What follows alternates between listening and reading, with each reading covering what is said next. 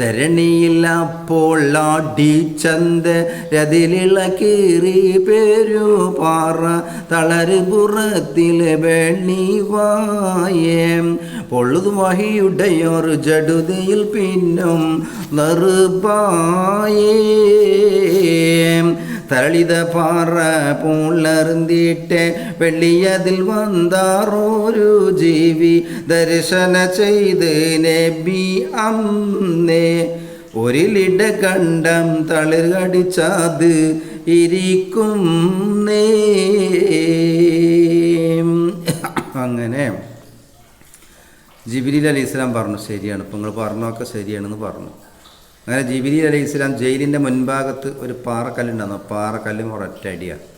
2-3 അടിയൻ്റെ അടിച്ചപ്പോൾ അതിൻ്റെ ഉള്ളിൽ നിന്ന് നല്ല ഒരു പച്ച തളിര് പിടിച്ചിട്ട് ഒരു കിളി, ഒരു പക്ഷി അതിൻ്റെ ഉള്ളിൽ നിന്ന് പുറത്തു വന്നു, ഈ പാറിൻ്റെ ഉള്ളിൽ നിന്ന്. എന്നിട്ട് യൂസുഫ് നബി അലൈഹി സ്വലാമിനോട് ചോദിച്ചു, ഈ സാധനത്തിനും കൂടി ഈ പാറൻ്റെ ഉള്ളിൽ ജീവിച്ചു കൊണ്ടിരിക്കുന്ന ഈ ചെറിയ ജീവിക്ക് പോലും ഭക്ഷണം നൽകുന്ന അല്ലാഹു നിങ്ങളുടെ എല്ലാ കാര്യവും എവിടെയാണെങ്കിലും ജയിലിലാണെങ്കിലും എവിടെയാണെങ്കിലും അറിയുന്നുണ്ട്. പിന്നെ എന്തിനാണ് നിങ്ങൾ ജയിലിൽ നിന്ന് മോചിതനായ സാക്കിയോട് എൻ്റെ വിവരത്തെക്കുറിച്ച്, എന്നെപ്പറ്റിയുള്ള വിവരം യജമാനനോട്, അസീസ് രാജാവിനോട് പറയണമെന്ന് എന്തിനാ നിങ്ങൾ പറഞ്ഞത് എന്ന് ചോദിച്ചു.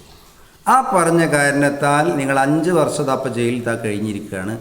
ഈ 5ാമത്തെ വർഷം നിങ്ങളെ ഇവിടുന്ന് ജയിൽ മോചിതനാക്കിയിരുന്നു. പക്ഷേ ഈ പറഞ്ഞ കാരണത്താൽ 2 വർഷം കൂടി നിങ്ങൾ ജയിലിൽ താമസിക്കണം.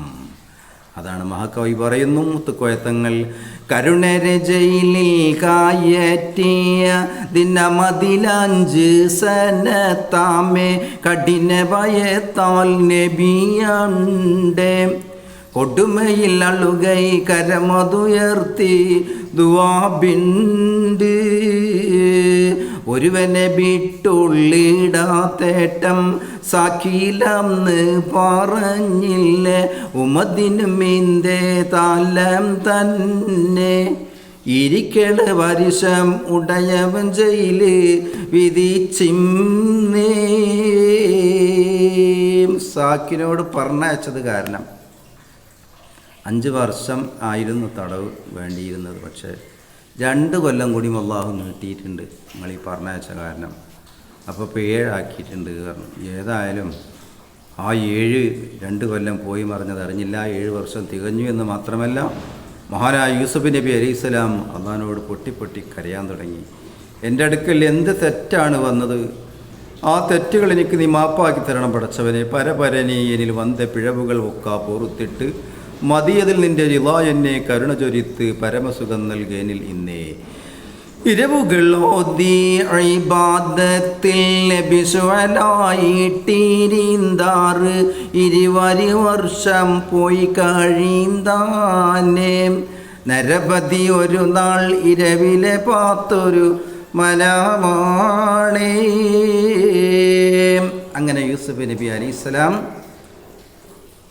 ദുആ ചെയ്തു അള്ളാഹുവിനോട്, ഞാൻ എന്ത് തെറ്റ് പാപമാണ് ചെയ്തിട്ടുണ്ടെന്ന് വെച്ചാൽ പുറത്തു തരണം, എന്നെ ഇവിടുന്ന് വിടിയിപ്പിച്ചണം, എന്നെ ഇവിടുന്ന് പുറത്തിറക്കണം എന്ന് പറഞ്ഞ് ദുആ ചെയ്തു. അള്ളാഹു സ്വീകരിച്ചിരിക്കുന്നു.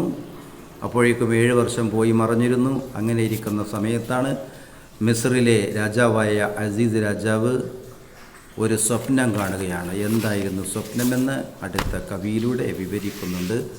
അത് നിങ്ങൾക്ക് ഇങ്ങനെ കേൾക്കാം. മനാമിനെ നല്ലറുത്തുടൻ മഹാരാജൻ അസീസ ഭയപ്പെട്ട് ഉറക്കിൽ നിന്നെണി വിത്ത് ബലീസ കിനാവിൻ്റെ താഴ്ബിറുകൾ മോളി ഓരാ വിളിത്തെ കിടുങ്ങിക്കണ്ടതുപോലെ അരശനന്തുരത്തെ. അടുത്ത എപ്പിസോഡിൽ അടുത്ത ഭാഗം.